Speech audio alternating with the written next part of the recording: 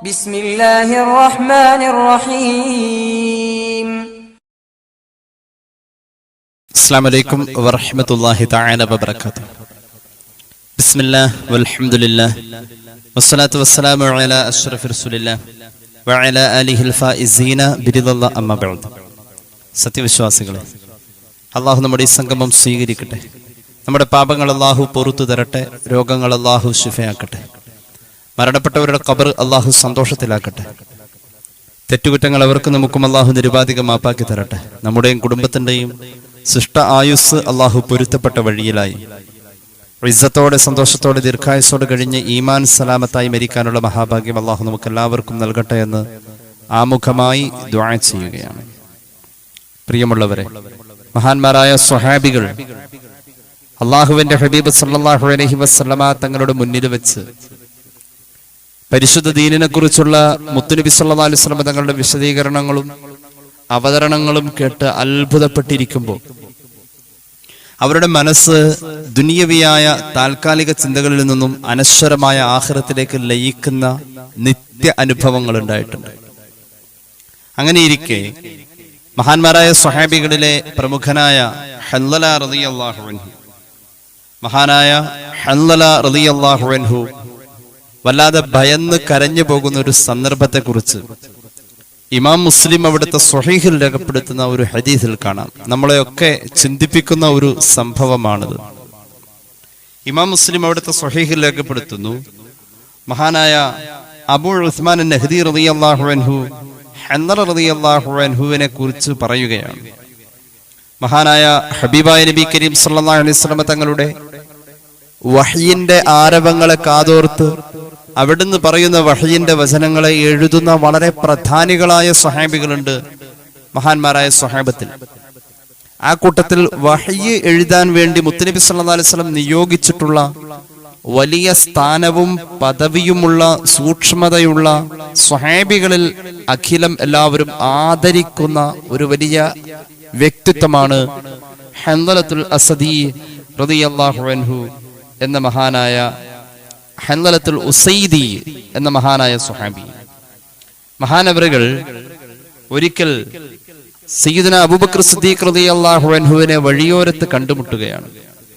അപ്പോൾ അബൂബക്കർ സിദ്ദീഖ് റളിയല്ലാഹു അൻഹു ഹൻളല റളിയല്ലാഹു അൻഹുവിനോട് ചോദിക്കുന്നുണ്ട്, കൈഫ അൻത യാ ഹൻളല, ഹൻളല എന്തൊക്കെയാ വിശേഷങ്ങൾ റളിയല്ലാഹു അൻഹു. മഹാനായ ഹൻളല റളിയല്ലാഹു അൻഹു പറയാണ്, ഞാൻ അബൂബക്കർ സിദ്ദീഖ് റളിയല്ലാഹു അൻഹുവിനോട് പറഞ്ഞു, ആ നേരം പറഞ്ഞു, നാഫഖ ഹൻളല, നാഫഖ ഹൻളല. അല്ലാഹുവിന്റെ ഹബീബ് സല്ലല്ലാഹു അലൈഹി വസല്ലം തങ്ങളുടെ വഹയി എഴുത്തുകാരനായ ഈ ഹൻളലയാകുന്ന ഞാൻ മുനാഫിഖായി സിദ്ദീഖേ റളിയല്ലാഹു അൻഹു, ഞാൻ മുനാഫിഖായി, ഹൻളല മുനാഫിഖായി. ഇങ്ങനെ പറയാ മാത്രമല്ല, കരയാണ്. ഹബീബായ നബി കരീം സല്ലല്ലാഹു അലൈഹി വസല്ലം തങ്ങളുടെ വഹയിന്റെ എഴുത്തുകാരനായ അങ്ങ് മുനാഫിഖായോ? സിദ്ദീഖ് റളിയല്ലാഹു അൻഹുവിന് വല്ലാത്ത അത്ഭുതം. സുബ്ഹാനല്ലാഹ്, മാ തഖൂൽ, എന്താണ് താങ്കൾ പറഞ്ഞത്? അങ്ങ് മുനാഫിഖായോ? അങ്ങനെയോ? അദ്ദേഹം വീണ്ടും പറഞ്ഞു, ഞാൻ മുനാഫിഖായി, ഹൻളല മുനാഫിഖായി. സിദ്ദീഖ് റളിയല്ലാഹു അൻഹുവിന്റെ ചോദ്യം ആവർത്തിച്ചു, എന്താണ് അങ്ങ് ഈ പറയുന്നത്, അങ്ങ് മുനാഫിഖായെന്നോ? എന്താ അതിന്റെ കാരണം? അദ്ദേഹം പറഞ്ഞു, നകൂനു ഇൻദ റസൂലില്ലാഹി സ്വല്ലല്ലാഹു അലൈഹി വസല്ലം യുദക്കിറുനാ ബിന്നാരി വൽ ജന്ന ഹത്താ കഅന്നാ റഅയ ഐൻ കഅന്നാ റഅയ ഐൻ. അല്ലാഹുവിന്റെ ഹബീബ് സല്ലല്ലാഹു അലൈഹി വസല്ലം തങ്ങളുടെ മുന്നിലിരിക്കുമ്പോൾ അവിടുന്ന് നരകത്തെക്കുറിച്ചും സ്വർഗത്തെക്കുറിച്ചും സുറാത്തിനെ കുറിച്ചും വിചാരണയെക്കുറിച്ചൊക്കെ പറയുമ്പോൾ നമ്മളൊക്കെ അത് കണ്ണുകൊണ്ട് കാണുന്ന പോലെ ഒരു ചിത്രീകരണം നമ്മുടെ മനസ്സിൽ വരുമ്പോൾ നമ്മൾ അതിൽ ലയിക്കാറില്ലേ സിദ്ദീഖേ റളിയല്ലാഹു അൻഹു? അതെ, നമ്മളത് ലയിക്കാറുണ്ട്, അതിൽ ലയിച്ചു പോവാറുണ്ട്. ആ അവതരണത്തിൽ നമ്മൾ തികച്ചും ആഖിറത്തിൽ മഹ്ശറയെ കുറിച്ച് പറയുമ്പോൾ മഹ്ശറയിൽ നിൽക്കുന്ന പോലെ തോന്നും. അത്രയും രസകരമായ അവതരണമായിരുന്നു മുഹമ്മദ് നബി സല്ലല്ലാഹു അലൈഹി വസല്ലം തങ്ങളുടെ അവതരണം. ഫൈദാ ഖറജനാ മിൻ ഇൻദ റസൂലില്ലാഹി സ്വല്ലല്ലാഹു അലൈഹി വസല്ലം ആഫസ്നാ അൽ അസ്വാജ് വൽ ഔലാദ് വൽ ളയആത്ത്. നമ്മൾ അവിടെ നിന്ന് പിരിഞ്ഞ് നമ്മുടെ വീട്ടിലെത്തിക്കഴിഞ്ഞാൽ നമ്മുടെ ഭാര്യമാർ, മക്കള്, നമ്മുടെ വീട്ടിലെ വളർത്തുമൃഗങ്ങൾ, നാം ഇടപഴകുന്ന ആളുകൾ, അവരുടെ ഇടയിൽ ചിരിയും കളിയുമായി പിന്നെയും നമ്മൾ ആ മഹ്ശറയിൽ ആദ്യം നിന്നു എന്ന അനുഭവത്തിൽ നിന്നും അതൊന്നുമായി ബന്ധമില്ലാത്ത രീതിയിൽ വേറെ ഒരു സ്വഭാവത്തിലേക്ക് വേഗത്തിൽ നമുക്ക് മാറാൻ കഴിയുന്നുണ്ട്. അങ്ങനെ ഉണ്ടാവാറുണ്ടല്ലോ. ഫനസീന കഥീറ. അങ്ങനെ റസൂലുള്ളാഹിയുടെ മുന്നിൽ വെച്ച് സല്ലല്ലാഹു അലൈഹി വസല്ലം നമ്മൾ ലയിച്ചിരിക്കുന്ന സമയവും അത് അല്ലാത്ത സമയവും കൂടി ഞാൻ കണക്ക് കൂട്ടി നോക്കിയപ്പോൾ ഫനസീന കഥീറ, നമ്മൾ കൂടുതൽ സമയവും ആ മഹ്ശറയും സ്വർഗവും നരകവും പരലോകവും ഒക്കെ മറന്നു പോകുന്ന അവസ്ഥയാണ് കൂടുതൽ സമയത്തിലും ഉള്ളത്. കൂടുതൽ സമയം ഹബീബിന്റെ മുന്നിൽ വെച്ചുള്ള ആഖിറത്തിലേക്കുള്ള ലയന സമയത്തെക്കാൾ കൂടുതൽ വരികയാണ്. ഇതൊന്നുമില്ലാതെ മറന്നു പോകുന്ന ഒരു സമയം. അങ്ങനെ ഒരു അവസ്ഥ എനിക്കുള്ളത് കൊണ്ട് എന്റെ പേര് ഞാൻ തന്നെ വിളിക്കാണ് മുനാഫിഖ് എന്ന് അബൂബക്കർ സിദ്ദീഖ് റളിയല്ലാഹു അൻഹു പറഞ്ഞു. ഫവല്ലാഹി ഇന്നാ ലനൽഖാ മിസ്ല ഹാദാ. ഹല്ലല പോകാൻ വരട്ടെ, താങ്കൾ മാത്രമല്ല അങ്ങനെ, ഞങ്ങളും അങ്ങനെയാണ്, എന്റെ അനുഭവത്തിലും അങ്ങനെയാണ്. അള്ളാന്റെ ഹബീബ് സല്ലല്ലാഹു അലൈഹി വസല്ലം തങ്ങളുടെ സദസ്സിൽ നിന്ന് പിരിഞ്ഞു പോന്ന എന്റെ ഭാര്യ മക്കളും ഒക്കെ ആയി ഞാൻ ലയിച്ച് വരുമ്പോ നേരത്തെ എനിക്ക് അള്ളാന്റെ ഹബീബിന്റെ സദസ്സിൽ നിന്ന് കിട്ടിയ സല്ലല്ലാഹു അലൈഹി വസല്ലം ആഖിറത്തിലേക്കുള്ള ആ ഒരു ലയനം എനിക്ക് കിട്ടാതെ വരുന്നുണ്ട്. താങ്കൾ മാത്രമല്ല, മുനാഫിഖായി എന്ന് വിളിച്ചു പറഞ്ഞുകൊണ്ട് അലമുറയിട്ട് കരഞ്ഞോടുന്ന ഹൻദലയോട് പറഞ്ഞു, നിൽക്കണേ, ഞാനും കൂടെയുണ്ട്. ഹൻദല പറയുന്ന കാര്യത്തിൽ അർത്ഥമുണ്ടെന്ന് തോന്നി സയ്യിദുനാ അബൂബക്കർ സിദ്ദീഖ് റളിയല്ലാഹു അൻഹു. ഫന്തലഖതു അന വ അബൂബക്കർ ഹത്താ ദഖൽനാ അലാ റസൂലില്ലാഹി സ്വല്ലല്ലാഹു അലൈഹി വസല്ലം. ഹബീബിന്റെ ഹദറത്തിലേക്ക് ഞങ്ങൾ ഓടിച്ചെന്നു. എന്റെ കൂടെ സിദ്ദീഖുമുണ്ട്. ഖുൽതു നാഫഖ ഹൻദല യാ റസൂലല്ലാഹ്. നബിയേ, ഹൻദല മുനാഫിഖായി നബിയേ എന്ന് വിളിച്ചു പറഞ്ഞുകൊണ്ടാണ് കയറി ചെന്നത്. ഹബീബായ നബി കരീം സല്ലല്ലാഹു അലൈഹി വസല്ലം തങ്ങൾ ചോദിച്ചു, വമാദാക, എന്ത് പറ്റി? വമാദാക, എന്ത് പറ്റി, എന്ത് പറ്റി? ഞാൻ പറഞ്ഞു, യാ റസൂലല്ലാഹ്, നകൂനു ഇൻദക തുദക്കിറുനാ ബിന്നാരി വൽ ജന്നതി ഹത്താ കഅന്നാർ റഅയൻ. നബിയെ, അങ്ങയുടെ മുന്നിലിരിക്കുമ്പോൾ സ്വർഗത്തെക്കുറിച്ച് പറഞ്ഞാലും നരകത്തെക്കുറിച്ച് പറഞ്ഞാലും സിറാത്ത് പറഞ്ഞാലും മഹ്ശറ പറഞ്ഞാലും അത് അനുഭവിക്കുന്നൊരവസ്ഥ ഞങ്ങൾക്കുള്ളത്. പക്ഷേ അങ്ങയുടെ മുന്നിൽ നിന്നും ഫൈദാ ഖറജനാ മിൻ ഇൻദിക ഫസനൽ അസ്വാജ് വൽ ഔലാദ് വൽ ളൈഅത് നസീനാ കസീറാ.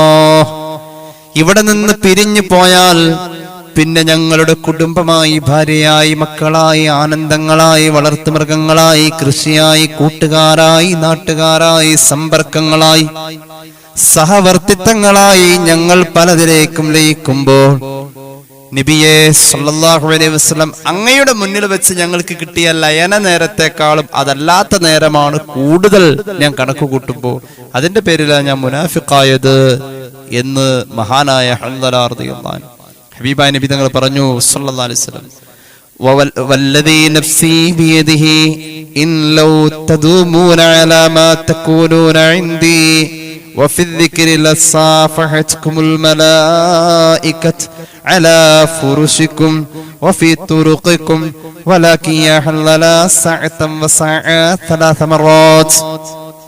അള്ളാന്റെ ഹബീബ് പറഞ്ഞു, എന്റെ മുന്നിലിരിക്കുമ്പോൾ നിങ്ങൾ ലയിക്കുന്നു എന്ന് പറഞ്ഞല്ലോ. ആ ഒരു ചിന്തയില് നിങ്ങളുടെ മനസ്സ് കീഴടങ്ങി. അതിനുശേഷം തെറ്റൊന്നും ചെയ്യുന്നില്ല. നിങ്ങൾക്ക് അനുവദനീയവും സുന്നത്തുമായ ഇടപഴക്കങ്ങളും സന്തോഷ പ്രകടനങ്ങളാണ് നിങ്ങൾ ചെയ്തത്. ഭാര്യയുമായുള്ള സന്തോഷം, മക്കളുമായുള്ള സന്തോഷം, കുടുംബം കൂട്ടുകാരായുള്ള സന്തോഷം എല്ലാം അള്ളാഹു പറഞ്ഞ രീതിയിൽ നിങ്ങൾ ചെയ്യുമ്പോൾ അതൊരു അമല് പോലെയാണല്ലോ. അതും എന്റെ മുന്നിലിരിക്കുമ്പോൾ നിങ്ങൾക്ക് കിട്ടുന്ന ഹൃദയ സാന്നിധ്യത്തിൽ കിട്ടുന്ന ഒരു ലയനം, അത് കരഞ്ഞുകൊണ്ടും സ്വർഗത്തിന്റെ സന്തോഷം ആലോചിക്കുമ്പോൾ പുഞ്ചിരിച്ചുകൊണ്ടും ഒക്കെ നിങ്ങൾക്ക് കിട്ടുന്ന ആ ആത്മീയ ലയനത്തെ അള്ളാഹു പരിഗണിച്ചിട്ടുണ്ടെങ്കിൽ നിങ്ങൾ ഇടവഴിയിലൂടെ നടന്നു പോകുന്ന ആ ഏകാന്തതയുടെ നേരത്തും നിങ്ങളുടെ കിടപ്പറയിലെ ആ കൂരിരുട്ടിന്റെ നേരത്തും അള്ളാഹുവിന്റെ മലക്കുകൾ വന്ന് നിങ്ങളെ അണച്ചു പിടിക്കുന്നുണ്ട്, നിങ്ങൾ അറിയുന്നില്ല. അതുകൊണ്ട് ഹൻദല മനുഷ്യനല്ലേ കുറെ നേരം ആ ഒരു ചിന്തയിൽ ലയിച്ചാൽ അത് കഴിഞ്ഞ് പുറത്തേക്ക് വരുമ്പോൾ ഒരു പക്ഷെ അത് മാറാം. അത് മാറിയും മറിഞ്ഞും വരുന്നുണ്ട്. അത് ഒരിക്കലേ കിട്ടിയുള്ളൂ, പിന്നീട് അത് ഉണ്ടാവുന്നില്ല എന്നാണോ അങ്ങ് പറയുന്നത്? അങ്ങനെയല്ലല്ലോ. ഒരിക്കലും ഉണ്ടായിട്ട് പിന്നീട് വീട്ടിൽ ചെന്ന് തിരിച്ച് വീണ്ടും ഇവിടെ വരുമ്പോ വീണ്ടും അത് ഉണ്ടാകുന്നുണ്ട്. അങ്ങനെ വീട്ടിലേക്ക് പോകുന്നു, എന്നിട്ട് തിരിച്ചു വരുമ്പോ പിന്നെയും ഉണ്ടാകുന്നുണ്ട്. ഇവിടെ വരുമ്പോ അത് ഉണ്ടാകുന്നുണ്ടെങ്കിൽ അതിനർത്ഥം ഒരു മനുഷ്യ സഹജമായ ഒരു സാഹചര്യം ഇങ്ങനെയാണ്. അതുകൊണ്ട് ഒരിക്കലും അങ്ങ് പറഞ്ഞ പോലെയല്ല, ഇതുപോലെയാണ് മനുഷ്യനിൽ സാധ്യമാവുക. അന്നഹും ലാ യുകല്ലഫൂന ദവാമ അലാ ദാലിക സഅതൻ വസഅ ഐ സഅതൻ കദാ സഅത കദാ വസഅത കദാ. ഷറഹ് മുസ്ലിമിലെ ഇമാം നവവി ഹദീസിന്റെ വ്യാഖ്യാനം കൊടുത്തു, ഒരിക്കലും അങ്ങനെ നിരന്തരം അണമുറിയാതെ ആ ആഖിറത്തിൽ ലയിച്ചിരിക്കുന്ന മുത്തുനബിയുടെ സദസ്സിൽ വെച്ച് കിട്ടുന്ന ആത്മീയാനുഭൂതിയെ അണമുറിയാതെ മരണം വരെ നിലനിർത്തണമെന്ന് ആരോട് നിർബന്ധിച്ചിട്ടില്ല എന്ന് റസൂലുള്ളാഹി പറഞ്ഞത് സ്വല്ലല്ലാഹു അലൈഹി വസല്ലം. അത് അവിടെ വരുമ്പോൾ കിട്ടുന്നുണ്ട്. വീട്ടിൽ ചെല്ലുമ്പോൾ വീട്ടിലെ സന്തോഷമായിട്ട് നിൽക്കുന്നു എന്ന് വെച്ച് തെറ്റ് ചെയ്യുന്നു എന്നല്ല അതിനർത്ഥം. വീട്ടിൽ ചെല്ലുമ്പോൾ വീട്ടിലെ സന്തോഷങ്ങളിൽ ലയിക്കുന്നു, കുടുംബത്തോടൊപ്പം ചേരുന്നു. അതൊക്കെ മറ്റൊരു തലത്തിൽ അമലാണ്. പക്ഷെ ഹബീബിന്റെ സദസ്സിൽ വന്ന് മഹ്ശറ എന്ന് പറയുമ്പോൾ കരയാൻ കഴിയുന്നുണ്ട്, ഖബർ എന്ന് പറയുമ്പോൾ ഞെട്ടിത്തെറിക്കുന്നുണ്ട്, പേടിയുണ്ട്. എന്നാൽ പോയിട്ടില്ല, നമ്മൾ നമ്മുടെ വഴിയിൽ തന്നെ. ഇവിടെ നമ്മൾ മനസ്സിലാക്കേണ്ടത് സ്വഹാബികളിലുണ്ടായ ആഖിറം എന്ന ചിന്തയാണ്. സ്വഹാബികളിലുണ്ടായ ആഖിറം എന്ന ചിന്ത നമ്മെ അത്ഭുതപ്പെടുത്താണ്. ആലോചിച്ച് നോക്കിയിട്ടുണ്ടോ? മഹാന്മാര് പഠിപ്പിക്കുന്നുണ്ട്, ഒരു മനുഷ്യന്റെ മനസ്സിൽ പരലോക ചിന്ത, ആഖിറം എന്ന ചിന്ത ഉണ്ടാക്കുന്ന രണ്ട് കാര്യങ്ങളുണ്ട് അത്രേ. ഇമാം അഹ്മദിന്റെ മുസ്നദിൽ നമുക്കൊരു ഹദീസ് കാണാം. عن أبي سعيد الخدري رضي الله عنه قال النبي صلى الله عليه وسلم عودوا المريض وامشوا مع الجنائز تذكركم الآخرة എന്ന് പുണ്യ നബി സല്ലല്ലാഹു അലൈഹി വസല്ലം. നിങ്ങൾ ഒരു ജനാസയുടെ പിന്നാലെ കൂടാ, അതിൽ ലയിച്ചു കൂടണം, ആ ജനാസയിലായി ലയിച്ചു പോകണം. അത് എന്നെയാണ് കൊണ്ടുപോകുന്നത് എന്ന ഒരു ചിന്ത നിങ്ങൾക്കുണ്ടാക്കാൻ കഴിയും. ഒരു രോഗിയെ ചെന്ന് കാണണം, ആ രോഗിയിലുള്ള അവശഭാവവും അയാളുടെ തളർച്ചയും മനസ്സിലാക്കണം. ഇത് എനിക്കും വരാനുള്ളതാണ്. ഈ അർത്ഥത്തിൽ ഈ രണ്ട് ഇബാദത്തിൽ നിങ്ങൾ പരിഗണിച്ചാൽ, ഏത് രണ്ട് ഇബാദത്ത്? ജനാസ അനുഗമനം എന്ന ഇബാദത്തും രോഗസന്ദർശനം എന്ന ഇബാദത്തും. ഈ രണ്ട് ഇബാദത്തിൽ നിങ്ങൾ പരിഗണിച്ചിട്ടുണ്ടെങ്കിൽ തീർച്ചയായും തുദക്കിറുക്കും അൽ ആഖിറ, നിങ്ങളെ ഈ രണ്ട് ഇബാദത്ത് ആഖിറത്തെ ഓർമ്മപ്പെടുത്തുമെന്ന് പരിശുദ്ധ റസൂൽ സല്ലല്ലാഹു അലൈഹി മുഹമ്മദ് സല്ലല്ലാഹു അലൈഹി വസല്ലം. അത്രത്തോളം നമ്മുടെ ജീവിതത്തിന്റെ ഈ നൈമിഷികമായ അവസ്ഥയെ മനസ്സിൽ കൊണ്ടുവന്ന ആഖിറത്തിന്റെ ശാശ്വതമായ ആ കാര്യങ്ങളെ ചിന്തിക്കാൻ, ആഖിറത്തെ ഓർക്കാൻ നമുക്ക് അമലുകൾ കൊണ്ട് കഴിയും. പ്രത്യേകിച്ച് ജനാസ അനുഗമനം, അതുപോലെ തന്നെ ഒരു രോഗിയെ സന്ദർശിക്കുക എന്നത്. ജീവിതം നൈമിഷികമാണ്. ഈ ദുനിയാവിൽ അങ്ങനെ അള്ളാഹു വെച്ചിട്ടുള്ളത്. എന്റെ നിങ്ങളുടെ മനസ്സിലേക്ക് അത് തോന്നൽ കുറവാണ്. നമ്മൾ ഇവിടെ ജീവിക്കുന്നത് നിമിഷങ്ങൾ കൊണ്ട് അവസാനിക്കാം, ഏത് സമയവും എന്തും സംഭവിക്കാം.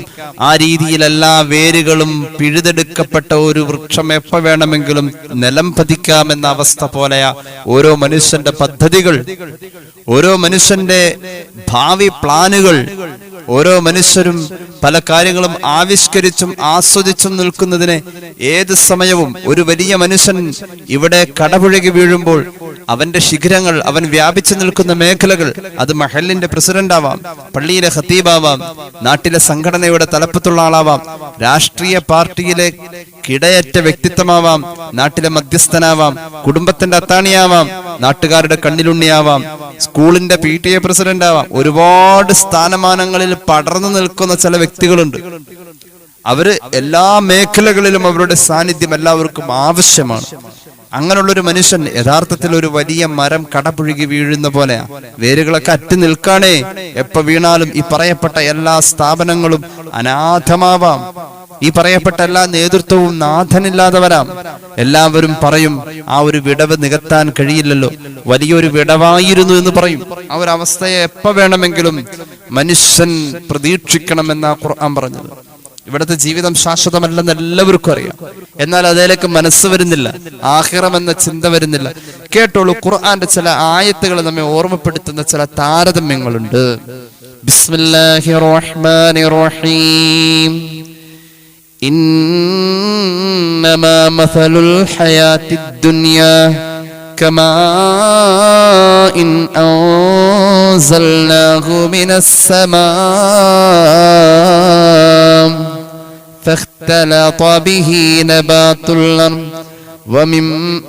فاختلط به نبات الأرض مما يأكل الناس والأنعام حتى إذا أخذت الأرض زخرفها وزينت وظن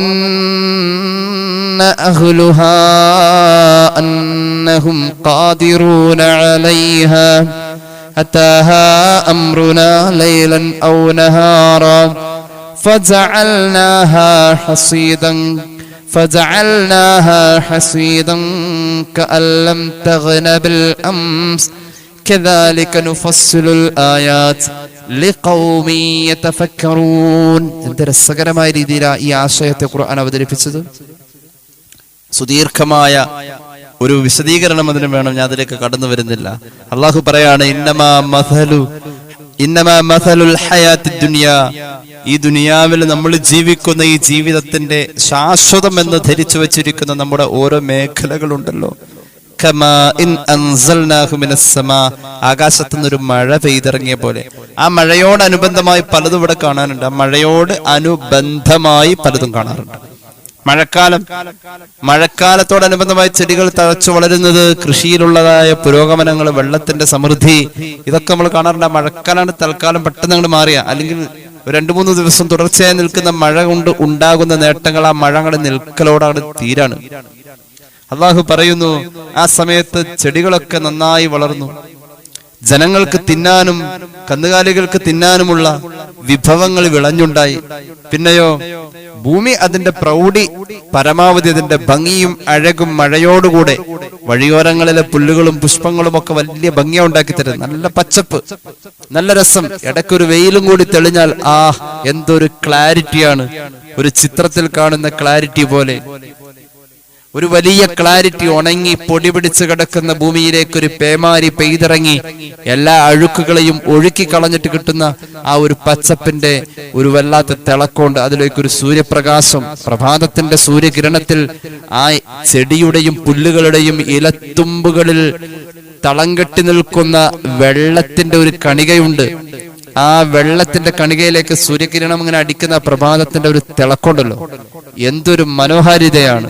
അള്ളാഹു പറയുന്നു, ഇങ്ങനെ ഭൂമി അതിന്റെ അഴകുകൾ മുഴുവനും എടുക്കുമ്പോ അവിടുത്തെ ആളുകൾ അന്ന് മനസ്സിലാക്കി പോവാണ്, അന്നഹും ഖാദിറൂന അലൈഹ, ഇതൊക്കെ നമ്മുടെ കഴിവാണ്, ഞാൻ മിടുക്കനായത് കൊണ്ടാണ് ഇങ്ങനെ ഭൂമി ഇങ്ങനെ നിൽക്കുന്നത് എന്നൊക്കെ വിചാരിക്കുന്നുണ്ട്. പക്ഷേ എപ്പോ വേണമെങ്കിലും, രാവാവട്ടെ പകലാവട്ടെ, ആ ഭൂമിയെ ഉണക്കി വരൾച്ചയിലേക്ക് കൊണ്ടുവരാനുള്ള ഒരു സമയത്തിന് ഏറെ വൈകാനില്ല, വേഗം തന്നെ എത്തും. മനുഷ്യജീവിതം അത്രയേ ഉള്ളൂ. ഒന്നും തന്നെ അവർക്ക് ആ ഭൂമിയിലുണ്ടായ നേട്ടങ്ങൾ കൊണ്ട്, മഴ കൊണ്ടുണ്ടായ നേട്ടങ്ങൾ കൊണ്ട് ഒന്നും നേടാൻ കഴിയാത്ത വിധം ഒരു മഴ വന്ന് അസ്തമിച്ചു പോയ പോലെ, പിന്നീട് വരുന്ന ഉണക്കൽ പോലെ ജീവിതത്തിൽ എപ്പോ വേണമെങ്കിലും ഉണങ്ങാം, ജീവിതത്തിൽ എപ്പോ വേണമെങ്കിലും എല്ലാം നഷ്ടപ്പെടാം. ആ രീതിയിലാ. ഏതായാലും പെയ്തിറങ്ങിയ ഒരു മഴവെള്ളം പോലെ, വെള്ളം കിട്ടിയാൽ ഉണ്ടാകുന്ന ഒരു സന്തോഷം.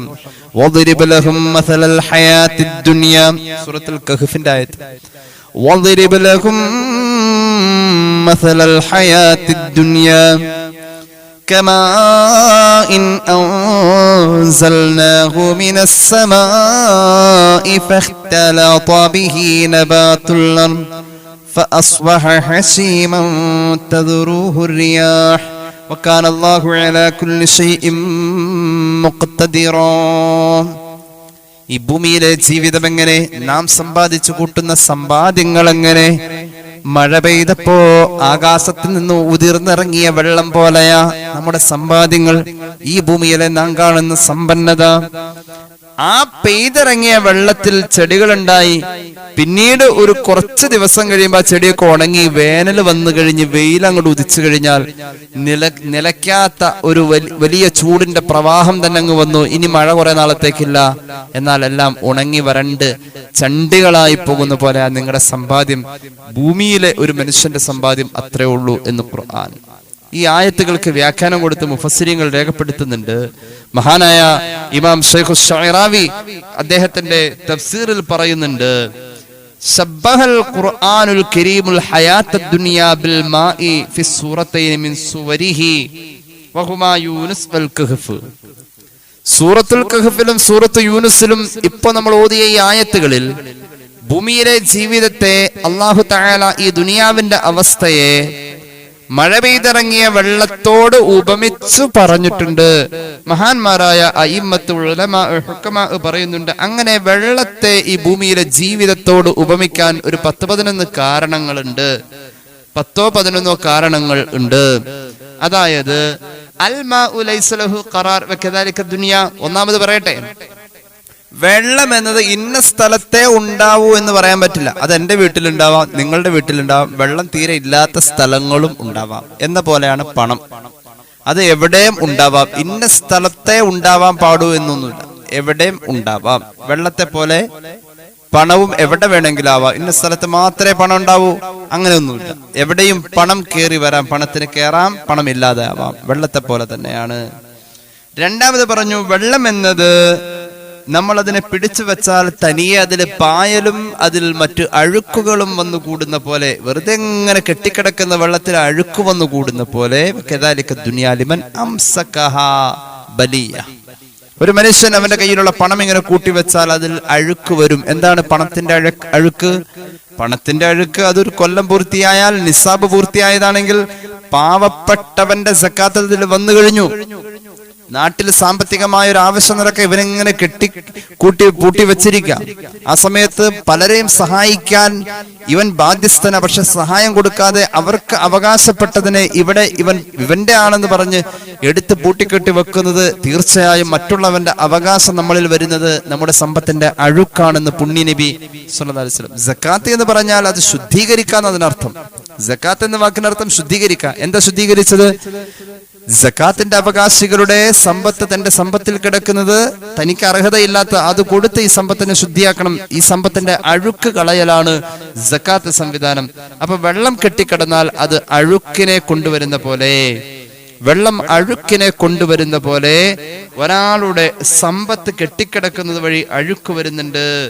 മാത്രവുമല്ല, ഇനി കേട്ടോളൂ, മഹാന്മാരായ ഉലമാ പറയുന്നുണ്ട്, വെള്ളം എന്നത് ഒരാളുടെ വീട്ടിലേക്കോ അല്ലെങ്കിൽ അവന്റെ കയ്യിലേക്കോ വരുന്നത് തുള്ളി തുള്ളി തുള്ളിയായി, പല തുള്ളി പെരുവെള്ളം എന്ന പോലെ സമ്പത്തും അങ്ങനെയാണ്. ഒരാളുടെ അക്കൗണ്ടിലേക്ക് വരുന്നത് തുള്ളി തുള്ളി, കുറേശ്ശെ കുറേശ്ശെ സമ്പാദിച്ച വലിയ വലിയ പലതുള്ളി പെരുവെള്ളം പോലെ ആ സമ്പത്ത് വരുന്നത്.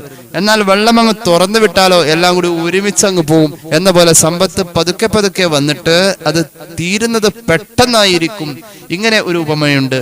അതുപോലെ വെള്ളം ഒരു സ്ഥലത്ത്, ഒരു പ്രതലത്തിൽ വെള്ളം വന്നു കഴിഞ്ഞാൽ, ഒരു കുളത്തിലോ തടാകത്തിലോ പുഴയിലോ വെള്ളം വന്നാൽ വെള്ളം അതിന്റെ അടിയിലെ ഭൂമിയുടെ ഭാഗത്തെ മറച്ചു വെക്കുന്നുണ്ട്. നല്ല ആഴമുണ്ടെങ്കിൽ നമ്മൾ കാണാറുണ്ട്. നല്ല ആഴമുള്ള കിണറിന്റെ അടിയിലെ കല്ലും മണ്ണും ഒന്നും നമുക്ക് കാണാൻ പറ്റില്ല. ആ വെള്ളം അത് മറച്ചു വെച്ച പോലെ ഒരു മനുഷ്യന്റെ ഐബ് എന്തൊക്കെയാണെന്ന് അവന്റെ സമ്പത്ത് കൊണ്ട് മറച്ചു വെക്കാൻ പറ്റും. അങ്ങനെ ഒരു അവസ്ഥ ദുനിയാവിനുണ്ട് എന്ന് മഹാന്മാർ പറയുന്നു. ഇനി കേട്ടോളൂ, മഹാന്മാര് പറയുന്ന വെള്ളം എന്നത് ഖുർആൻ വെള്ളത്തോട് ഉപമിച്ചല്ലോ. വെള്ളം എന്നത് ഉപയോഗിക്കുന്തോറും ഇല്ലാതായിക്കൊണ്ടിരിക്കുന്നു എന്ന പോലെ പണം ഉപയോഗിക്കുന്തോറും അത് കുറഞ്ഞു പോയിക്കൊണ്ടേയിരിക്കും. ഉപയോഗിക്കുന്തോറും കൂടിക്കൊണ്ടിരിക്കുന്ന സാധനമാണ് ഇൽമ്. ഇൽമ എത്ര ഉപയോഗിക്കുന്നു അത്രയും കൂടിക്കൊണ്ടിരിക്കും. ഒരാൾക്കൊരു മസല നമ്മൾ പഠിപ്പിച്ചു കൊടുത്താൽ 10 പ്രാവശ്യം അത് പറയുമ്പോൾ ആ മസല മുഖേന മറ്റു പലതും നമ്മൾ ചിന്തിക്കും. ഇൽമ അങ്ങനെയാ. പക്ഷേ അത് പഠിപ്പിക്കുന്തോറും കൊടുക്കുന്തോറും കൂടുതലുണ്ടാവാം. വെള്ളം അങ്ങനെയല്ല. ദുനിയാവ് അതുപോലെയാണ്, വെള്ളം പോലെയാ, കൊടുക്കുന്തോറും തീർന്നു പോയിക്കൊണ്ടിരിക്കും. ഇനി കേട്ടോൾ,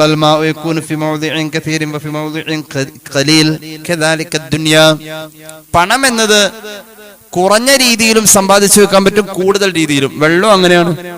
ഒരു ടാങ്ക് 1000 ലിറ്റർ അല്ലെങ്കിൽ ഒരു വലിയ കുളം നിറയെ വെള്ളം, കുറഞ്ഞ രീതിയിലും കൂടിയ രീതിയിലും വെള്ളം നമുക്ക് പലയിടത്ത് കാണാൻ കഴിയുന്നുണ്ട്. എന്ന പോലെയാണ് പണവും. ഇനി കേട്ടോളൂ,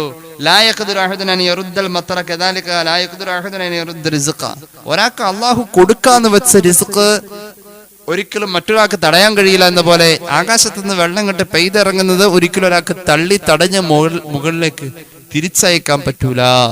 പിന്നെയും പറയുന്നുണ്ട്,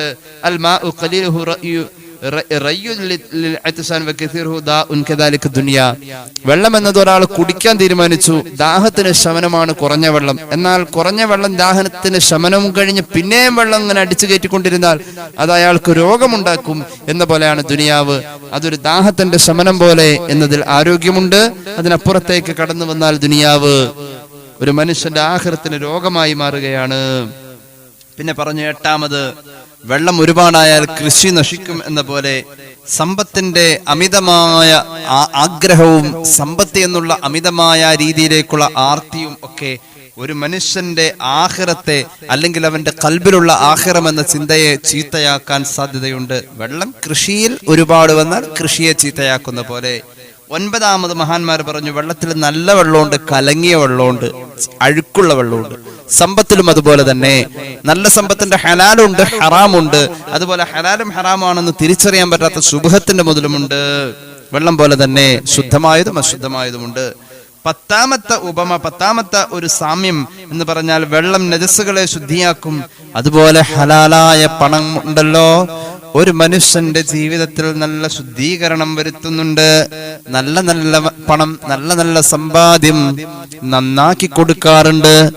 നല്ലത് സമ്പാദിച്ചാൽ, നല്ലത് തിന്നാൽ ഒരു മനുഷ്യൻ സ്വാലിഹായ അമല് ചെയ്യും. അങ്ങനെയാണല്ലോ പറഞ്ഞിട്ടുള്ളത്. കുട്ടികൾ നന്നാവാനുള്ള പ്രധാന കാരണം നല്ലത് തിന്നാൻ കൊടുക്കണമെന്നാ. നമ്മളോട് പറഞ്ഞത് എന്താ? കുലൂ മിൻ ത്വയ്യിബാത്ത്, നല്ലത് തിന്നാനാ പറഞ്ഞത്. വഅമലു സ്വാലിഹ, എന്നാലാണ് സ്വാലിഹായ അമൽ ഉണ്ടാകൂ എന്ന. അപ്പൊ നല്ല മുതൽ കൊണ്ട് ഖുദ് മിൻ അംവാലിഹിം സദഖതൻ തുതഖിറുഹും വതുസക്കീം ബിഹാ, സകാത്ത് കൊടുക്ക വഴി സമ്പത്ത് നന്നാവുമെന്ന പോലെ വെള്ളം കൊണ്ട് നമുക്ക് അഴുക്കിനെ ശുദ്ധീകരിക്കാൻ കഴിയുന്ന പോലെ നല്ല സമ്പത്ത് കൊണ്ട്, നല്ല ദുനിയവിയായ സമ്പാദ്യം കൊണ്ട് നമ്മുടെ അഴുക്കുകളെ നമുക്ക് ശുദ്ധീകരിച്ച് നന്നാക്കാൻ കഴിയും. ഇങ്ങനെ ഒരു ഉപമ മഹാന്മാരായ ഉലമാ പറയുന്നുണ്ട്. അപ്പൊ ദുനിയവിയായ വിഷയങ്ങളിൽ നമുക്ക് അമിതമായ താല്പര്യങ്ങൾ വരുന്നത് ആഖിറത്തെ മറപ്പിച്ചു കളയുന്നിടത്ത് ഈ ആയത്ത് ഓർമ്മപ്പെടുത്താണ്. ദുനിയാവ് ഒരു മഴ പെയ്തിറങ്ങിയ പോലെ, ഒരു മഴയിൽ കാണുന്ന അത്ഭുതങ്ങൾ കുറഞ്ഞ നേരത്തേക്കേ ഉള്ളൂ. അത്രേ ഉള്ളൂ നമ്മുടെ ജീവിതം. അള്ളാഹു ഇത് മനസ്സിലാക്കാൻ പരിശുദ്ധ ഖുർആനിൽ ആഴത്തിൽ ചിന്തിക്കാൻ തന്ന ഈ 2 ആയത്തുകൾ, ദുനിയാവിനെ മഴവെള്ളത്തോട് ഉപമിച്ച ആയത്ത് മനസ്സിലാക്കാനുള്ള വിവേകം നമ്മുടെ ഹൃദയങ്ങൾക്ക് അള്ളാഹു നൽകട്ടെ എന്ന് ഒരിക്കൽ കൂടി ദുആരക്കുകയാണ്. അറബി കവികളിൽ പ്രമുഖനാണ് ലബീദ് എന്ന് പറയുന്ന ഒരു കവി. അയാൾ ഒരു പാട്ട് പാടി. അള്ളാഹുവിന്റെ ഹബീബ് സല്ലല്ലാഹു അലൈഹി വസല്ലം തങ്ങളെ ജാഹിലിയത്തിൽ വെച്ച് അയാൾ പാടിയ പാട്ട് അത്ഭുതപ്പെടുത്തിയിട്ടുണ്ട്. സ്വഹീഹുൽ ബുഖാരി. അയാൾ പാടി, ജാഹിലിയത്തിൽ പാടി, അയാൾ പാടി. അള്ളാഹുവിന്റെ ഹബീബ് സല്ലല്ലാഹു അലൈഹി വസല്ലം തങ്ങൾ പറഞ്ഞു, സ്വഹീഹുൽ ബുഖാരിയിലെ ഹദീസ് കാണാം, അസ്ദഖു കലിമത്തിൻ ഖാലഹാ ശാഇർ കലിമത്തു ലബീദ്. ലബീദ് ഒരിക്കൽ പാടിയ പാട്ട് വല്ലാത്തൊരു പാട്ടാണ്. ലബീദ് അന്ന് മുസ്ലിം അല്ലാട്ടോ. ലബീദ് മുസ്ലിം അല്ല, മുസ്ലിം അല്ലാത്ത ലബീദ് ഒരു പാട്ട് പാടി. നമ്മളിങ്ങനെ കേൾക്കാറുണ്ട്, മുസ്ലിം അല്ലാത്ത കവികൾ അള്ളാഹുവിനെ പറ്റിയും റസൂലിനെ പറ്റിയും ഒക്കെ പറയുന്നത് കേട്ട് കഴിഞ്ഞാൽ നമുക്ക് വല്ലാത്ത അത്ഭുതം തോന്നും. വള്ളത്തോളിന്റെ കവിതകളിൽ തന്നെ റസൂലുള്ളാഹിനെ വർണ്ണിക്കുന്നത് കേട്ട് അത്ഭുതപ്പെട്ടു പോവാറുണ്ട്.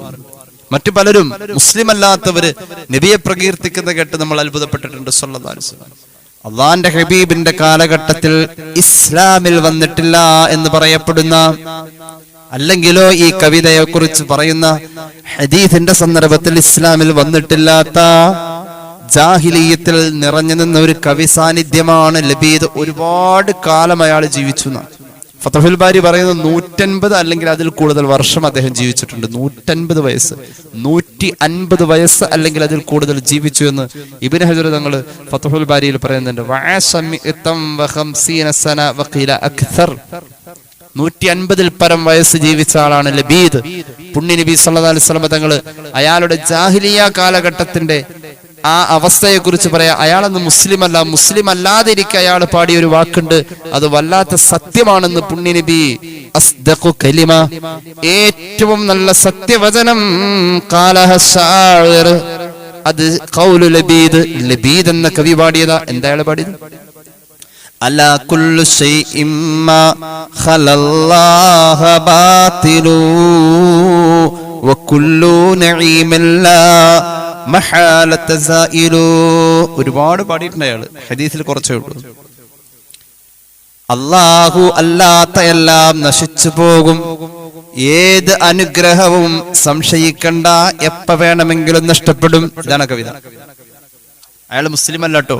ഇത് റസൂലുള്ളാഹിനെ അത്ഭുതപ്പെടുത്തിയ കവിതയാണ്. അലാ കുല്ലു ശൈഇൻ മാ ഖലല്ലാഹ ബാതിലു, അല്ലാഹയല്ലാത്ത എല്ലാം നശിക്കും, അല്ലാത്ത എല്ലാം നശിച്ചു പോകേണ്ടതാ. കുല്ലു മൻ അലൈഹാ ഫാൻ, അല്ലാത്ത എല്ലാം നശിക്കാനുള്ളതാ. അങ്ങനെ ഖുർആൻ പറഞ്ഞത്. അതുപോലെ തന്നെ ഇയാൾ പാടി, അല്ലാത്ത എല്ലാം നശിക്കും. വകുല്ലു നഈമിൻ ലാ മഹാലത സഇലു, അല്ലാത്ത എല്ലാം നശിക്കുമെന്ന പോലെ ഏത് അനുഗ്രഹവും എപ്പ വേണമെങ്കിലും നഷ്ടപ്പെടാം. ഉറപ്പായിട്ട് നഷ്ടപ്പെടും. ഏത് അനുഗ്രഹവും നഷ്ടപ്പെടും. ഈ വാക്ക് ഹബീബിനെ അത്ഭുതപ്പെടുത്തി. അള്ളാന്റെ ഹബീബ് അയാളെ പ്രശംസിച്ചു പറഞ്ഞു. പിന്നീട് ഇദ്ദേഹം മുസ്ലിമായി. അദ്ദേഹത്തിന്റെ പേര് അബൂ ഉഖൈല എന്നാണ്. സ്വഹാബികളുടെ കൂട്ടത്തിൽ ഇദ്ദേഹത്തെ ചർച്ച ചെയ്തിട്ടുണ്ട്. സ്വഹീഹുൽ ബുഖാരിയിൽ തന്നെ സ്വഹാബികളുടെ കൂട്ടത്തിൽ ഇദ്ദേഹത്തെ ചർച്ച ചെയ്ത് പലപ്പോഴും പോയിട്ടുണ്ട്. ഏതായാലും മഹാനവറുകൾ സയ്യിദുനാ ഉമർ ഇബ്നുൽ ഖത്താബ് റളിയല്ലാഹു അൻഹുവിന്റെ കാലഘട്ടത്തിൽ സജീവമായിരുന്നു. ഉമർ ഇബ്നുൽ ഖത്താബ് തങ്ങൾ ഖലീഫയായ കാലഘട്ടത്തിൽ ഒരിക്കൽ ഉമർ ഇബ്നുൽ ഖത്താബ് തങ്ങൾ ഇദ്ദേഹത്തോട് ചോദിച്ചിരുന്നല്ലോ, ലബീദേ, റസൂലുള്ളാഹിക്ക് നിന്റെ കവിത വല്ലാതെ ഇഷ്ടപ്പെട്ടു പോയിട്ടുണ്ട്. ഏത് കവിത?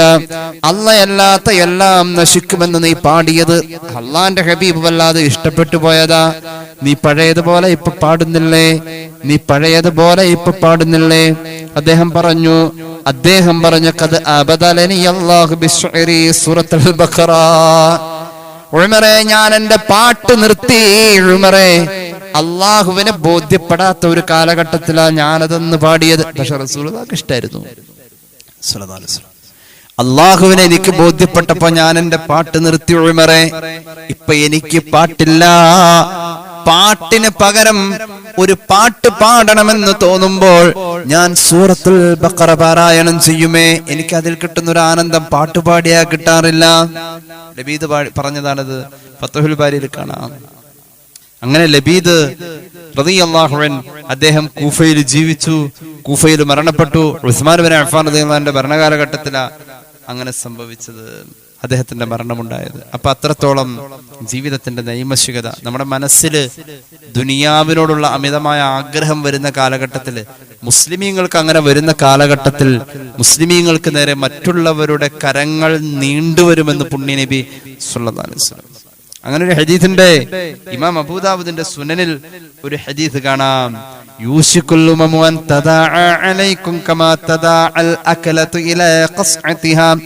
നടുവിൽ ഒരു പിഞ്ഞാണത്തിൽ ഭക്ഷണം ഇരിക്കുക, ചുറ്റിലും അത് കഴിക്കാനുള്ള ആളുകൾ ഇരുന്നാൽ ചുറ്റിലും ഇരിക്കുന്നവർ എത്രമാത്രം അതിലേക്ക് ശ്രദ്ധ പുലർത്തി താല്പര്യത്തോടുകൂടെ നടുവിലിരിക്കുന്ന പാത്രത്തിൽ നിന്ന് വലിച്ചു വാരിയെടുക്കുന്നു, അതുപോലെ എന്റെ ഉമ്മത്തിനെ കൈയിട്ട് വാരും പിൽക്കാലത്ത് വരുന്ന സമൂഹം എന്ന് അള്ളാഹുവിന്റെ ഹബീബ് സല്ലല്ലാഹു അലൈഹി വസല്ലം.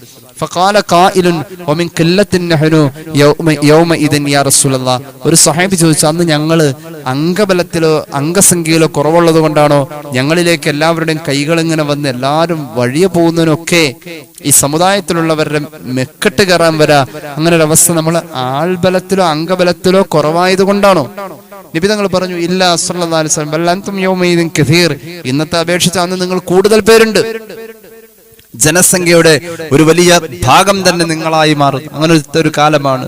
പക്ഷെ വലാകിന്നകും ഗുസാഉൻ കഗുസാഇസ്സൈൽ, ഒലിച്ചു ഒഴുകി വരുന്ന വെള്ളത്തിന്റെ മുകളിൽ പൊങ്ങിക്കിടക്കുന്ന കുളച്ചണ്ടി പോലെ നിങ്ങളിങ്ങനെ ഗ്രിപ്പ് കിട്ടാതെ ഒഴുകിപ്പോകുന്നവരെ, നിലപാടുകളില്ലാത്തവരായി മാറും. അല്ലാഹു തആല നിങ്ങളോടൊരു ബഹുമാനം മറ്റു സമൂഹങ്ങളിൽ കൊടുത്തിട്ടുണ്ടായിരുന്നത് അവരുടെ ഹൃദയത്തിൽ നിന്ന് മാറ്റും. അതുപോലെ തന്നെ നിങ്ങളോടൊരു ബഹുമാനം ഉണ്ടായത് മറ്റുള്ളവരിൽ നിന്നും അങ്ങ് മാറ്റും. നമ്മൾ ഇന്ന് കാണുന്ന കാലമാണിത്. അതുപോലെ തന്നെ നിങ്ങളുടെ ഹൃദയത്തിൽ അല്ലാഹു വഹൻ എന്ന് പറയുന്ന ഒരു രോഗവും ഇട്ടുതരും. അപ്പൊ സ്വഹാബി ചോദിച്ചു, നബിയെ, വഹൻ എന്ന് പറയുന്ന ഒരു രോഗം ആദ്യമായിട്ട് കേൾക്കുന്ന, എന്താണ് ഞങ്ങളുടെ ഹൃദയത്തിൽ അല്ലാഹു ഇട്ടുതരുന്ന വഹന് എന്ന് പറയുന്ന രോഗം? അത് രണ്ട് കാര്യങ്ങളെയായി വഹന് എന്ന് പറയാ. ഒന്ന് ഹുബ്ബുദ് ദുനിയ വ കറാഹിയത്ത്, രണ്ട് വ കറാഹിയത്തുൽ മൗത്ത്. ഒന്ന് ദുനിയാവിനോടുള്ള അമിതമായ ആഗ്രഹം, ആഖിറല്ല മനസ്സിൽ ദുനിയാവിനോടുള്ള അമിതമായ ആഗ്രഹവും, മരണത്തോടുള്ള വെറുപ്പും ഇത് നിങ്ങളുടെ ഹൃദയത്തിൽ ഉണ്ടോ? ഇന്ന് തന്നെയാണ് ഇന്നത്തെ സമൂഹത്തിൽ ഇത് തന്നെയാണ്, എന്നിലും നിങ്ങളിലും ഒക്കെ ഇത് തന്നെയാണ്. നമ്മെ മറ്റുള്ളവർ വകവെക്കാത്തൊരു കാലത്തേക്ക് നമ്മൾ മാറിയത് ഈ ഒരു അടയാളത്തെ സൂക്ഷിച്ചോ, നമ്മൾ ഈ അടയാളം മനസ്സിലാക്കി വെച്ചോ, ഈ ഒരു കാരണം കൊണ്ടാണെന്ന് പരിശുദ്ധ റസൂൽ സല്ലല്ലാഹു അലൈഹി മുഹമ്മദ് സല്ലല്ലാഹു അലൈഹി വസല്ലം. ആഖിറം എന്ന ചിന്ത ഉള്ളിൽ വേണം, അള്ളാഹുവോട് ചോദിക്കണം. അതിനുള്ള സാഹചര്യങ്ങൾ നമ്മൾ കണ്ടെത്തി അതിലേക്ക് നമ്മൾ ഇറങ്ങണം. ആയുസ് കുറവ എപ്പോ വേണമെങ്കിലും അവസാനിക്കാം. അതുകൊണ്ട് അതിലേക്ക് ലയിക്കാൻ നമുക്ക് കഴിയണം. അള്ളാഹു നമുക്ക് തൗഫീഖ് നൽകി അനുഗ്രഹിക്കട്ടെ. മഹാനായ അബൂദർദാ റളിയല്ലാഹു അൻഹു ഒരിക്കലും ഒരു ജനാസ അനുഗമനത്തിൽ പങ്കെടുക്കാം. അപ്പോഴുണ്ട് അബൂദർദാ റളിയല്ലാഹു അൻഹു എന്ന മഹാനായ സ്വഹാബിയോട് കൂടെയുള്ള ആള് ചോദിക്കുന്നുണ്ട്, അഹ്മദ് സമർഖന്ദി ഇത് രേഖപ്പെടുത്തുന്നുണ്ട്, ആരാണ് അബൂദർദാ ഈ ജനാസ? അപ്പൊ അബൂദർദാ പറഞ്ഞു, അത് നീയാണ് ആ ജനാസ. നീ നിനക്കത് പറഞ്ഞതിൽ വിഷമം ഉണ്ട് എങ്കിൽ നിനക്ക് ഈ പറഞ്ഞതിൽ വിഷമമുണ്ടെങ്കിൽ ആ ജനാസ നീയാണ്. നിനക്കതിൽ വിഷമമുണ്ടോ? ഉണ്ടെങ്കിൽ ഫാന. ആ ജനാസ ഞാനാണ്, ആ ജനാസ ഞാനാണ്. എന്താണെന്നറിയോ ഞാൻ അങ്ങനെ പറയാൻ കാരണം? അള്ളാഹു പറഞ്ഞിട്ടുണ്ടല്ലോ, ഇന്നക മയ്യിത്തുൻ വ ഇന്നഹും മയ്യിത്തൂൻ. സൂറത്ത് സുമറിന്റെ ആയത്താണിത്. അള്ളാഹുവിന്റെ ഹബീബിനോടാ പറഞ്ഞത്, അങ്ങും മയ്യിത്താണ് അവരും മയ്യിത്താണ് എന്ന് പറഞ്ഞാൽ മരണം ഉറപ്പുള്ളവരാണ്. അതുകൊണ്ട് ആ പോകുന്ന ജനാസ നീയാണ്. നിനക്കതിൽ വിഷമമുണ്ടോ? എങ്കിൽ ഞാനാണ് പോകുന്നത്. ചിന്തിക്കേണ്ട ഒരു വാക്കല്ലേ, ഓരോ ജനാസയും നമ്മളാണ്. അള്ളാഹു ആഫിയത്തും ദീർഘായുസ്സും തന്നെ അനുഗ്രഹിക്കട്ടെ. അള്ളാഹു അവന്റെ മാർഗത്തിൽ ആഫിയത്തും ദീർഘായുസ്സും തന്നെ അനുഗ്രഹിക്കട്ടെ. മഹാനായ ഹസൻ ബസ്രി റളിയല്ലാഹു അൻഹു ഒരിക്കലും ഒരു ഖബർസ്ഥാനിൽ നോക്കിയപ്പോ ഒരു മൂപ്പലാൻ അവിടെ നിന്നുകൊണ്ട്, ഒരാൾ അവിടെ നിന്നുകൊണ്ട് ഭക്ഷണം കഴിക്കാം. മഹാനായ ഹസൻ ബസ്രി റളിയല്ലാഹു അൻഹു നോക്കിയപ്പോൾ ഖബർസ്ഥാനിൽ നിന്നും ഒരാൾ ഭക്ഷണം കഴിക്കുന്ന അദ്ദേഹം ഉറക്കെ പറഞ്ഞു, ഹാദാ മുനാഫിഖ്, അത് മുനാഫിഖാണ് ആ ഭക്ഷണം കഴിക്കുന്നത്. എന്തുകൊണ്ട്? അൽ മൗതു ബൈന ഐനൈഹി വഹുവ യസ്തഹിത്തു. കൺമുന്നില് മരണമാണ്, കൺമുന്നിൽ മരണമാണ്. സ്വന്തം മരണത്തെ ഓർക്കാൻ കിട്ടുന്ന ഒരവസരമാണ് ഒരു ഖബർസ്ഥാൻ. എന്നിട്ടും അവൻ ഭക്ഷണം ആഗ്രഹിക്കുന്നുവെങ്കിൽ അവന്റെ ഹൃദയത്തിൽ അല്ലാഹയില്ല. അവൻ മുനാഫിഖിന്റെ അടയാളമാണ് കാണിക്കുന്നത് എന്ന് മഹാനായ ഹസൻ ബസ്രി. ആരാ ഹസൻ ബസ്രി? മഹാനവറുകളെ കുറിച്ച് പറയാറുണ്ട്, അന്നൽ ഹസന മാ റആ മയ്യിതൻ ഇല്ലാ കഅന്നഹു റജഅ മിൻ ദഫനിഹി ഉമ്മഹു മിൻ ദഫനി ഉമ്മിഹി. ഹസൻ ബസ്രി റളിയല്ലാഹു അൻഹു ഒരു മയ്യിത്ത് പരിപാലനത്തിന് പോയാൽ, അല്ലെങ്കിൽ ഒരു മരിച്ചോടത്ത് പോയാൽ തിരിച്ചു വരുമ്പോൾ മഹാനവറുകൾക്ക് വേണ്ടപ്പെട്ട ഒരാളുടെ മരണമല്ലെങ്കിൽ പോലും ഹസൻ ബസ്രിയുടെ മുഖം വാടിയിട്ടുണ്ടാകും. എത്ര വാടിയിട്ടുണ്ടെന്നറിയോ? സ്വന്തം ഉമ്മാന്റെ മയ്യിത്ത് ഖബറിൽ വെച്ച് വരുന്ന സ്നേഹമുള്ള ഒരു മകൻ കരയുന്ന പോലെ, കരഞ്ഞു കലങ്ങിയ കണ്ണുപോലെ വാടിയ മുഖമാണ്. കാരണം ആ മയ്യത്തിൽ മഹാനവറുകൾ കണ്ടത് സ്വന്തം ശരീരത്തെയാണ്. ഞാനാണ് ആ മയ്യത്ത് എന്ന ചിന്ത, ആഖിറം എന്ന ചിന്ത, സ്വന്തം മരണത്തോടെ സമാരംഭം കുറിക്കുന്ന ആഖിറം എന്ന ചിന്തയാണ് ഹസൻ ബസ്രി റളിയല്ലാഹു അൻഹു എന്ന മഹാനായ താബിഈങ്ങളിൽ പ്രമുഖനും നേതാവുമായ മഹാനവറുകളെ ചിന്തിപ്പിച്ചത്. അള്ളാഹു നമുക്ക് ഉണരാൻ തൗഫീഖ് നൽകട്ടെ. ആഖിറം എന്ന ചിന്തയിലെത്താൻ അള്ളാഹു നമുക്ക് തൗഫീഖ് നൽകട്ടെ. ബിഫദ്ലി സല്ലല്ലാഹു അലാ മുഹമ്മദ് സല്ലല്ലാഹു അലൈഹി വസല്ലം സല്ലല്ലാഹു അലാ മുഹമ്മദ് സല്ലല്ലാഹു അലൈഹി വസല്ലമ അല്ലാഹുമ്മ സല്ലി അലാ മുഹമ്മദ് യാ റബ്ബി സല്ലി അലൈഹി വസല്ലം അൽഹംദുലില്ലാഹി റബ്ബിൽ ആലമീൻ അല്ലാഹുമ്മ സല്ലി അലാ സയ്യിദിനാ മുഹമ്മദിൻ വഅലാ ആലി സയ്യിദിനാ വമൗലാനാ മുഹമ്മദ്. അല്ലാഹുവേ നീ സ്വീകരിക്ക് തമ്പുരാനെ, പാപങ്ങൾ പൊറുക്കണേ അല്ലാ, രോഗങ്ങൾ ശിഫയാക്കുക അല്ലാ, ദുആ വസിയത്ത് പറഞ്ഞവരുടെ ആവശ്യങ്ങൾ നിറവേറ്റണേ അല്ലാ, ഞങ്ങളെ സഹായിക്കുന്നവരെ നീ സഹായിക്കണേ അല്ലാ.